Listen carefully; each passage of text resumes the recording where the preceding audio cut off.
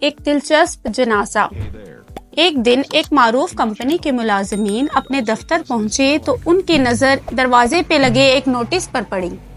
اس پر لکھا تھا، کل رات وہ شخص جو کمپنی کی اور آپ کی بہتری اور ترقی میں رکاوٹ تھا، انتقال کر گیا ہے۔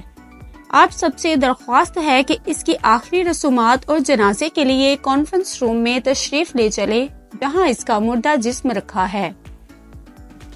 یہ پڑھتے ہی پہلے تو سب اداس ہو گئے، ان کا ایک ساتھی ہمیشہ کے لیے ان سے جدا ہو گیا ہے، لیکن چند ہی لمحوں بعد انہیں اس تجسس نے گھیر لیا کہ وہ کون سا شخص تھا جو اس کی کمپنی اور کمپنی کی ترقی کی راہ میں رکاوٹ تھا۔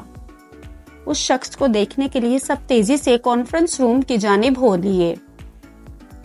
کانفرنس روم میں ملازمین کا اتنا ہجوم ہو گیا کہ سیکیورٹی گارڈز کو ان لوگوں کو کنٹرول کرنے کے لیے خصوصی ہدایات جاری کرنا پڑی۔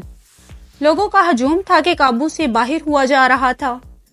ہر شخص یہ سوچ رہا تھا کہ سامنے پڑی چادر کے نیچے وہ کون سا شخص ملفوف ہے جو میری کارکردگی اور ترقی کی راہ میں رکاوٹ تھا۔ تجسس تاکہ بڑھتا ہی چلا جا رہا تھا۔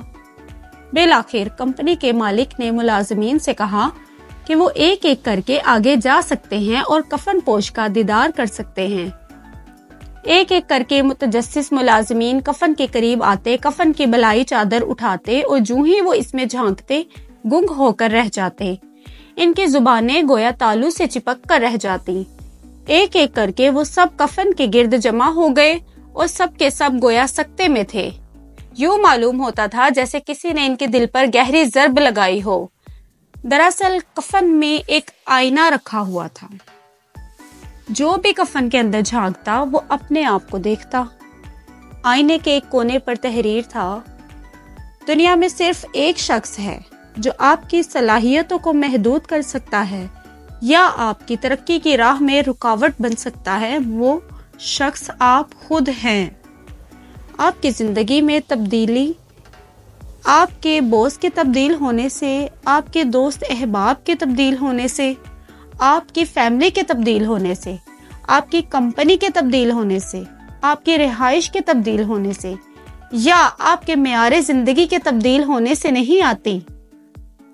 آپ کی زندگی میں اگر تبدیلی آتی ہے تو صرف اس وقت جب آپ اپنی صلاحیتوں پر اعتبار کرنا شروع کر دیتے ہیں، ناممکن کو ممکن اور مشکلات کو چیلنج سمجھنے لگتے ہیں۔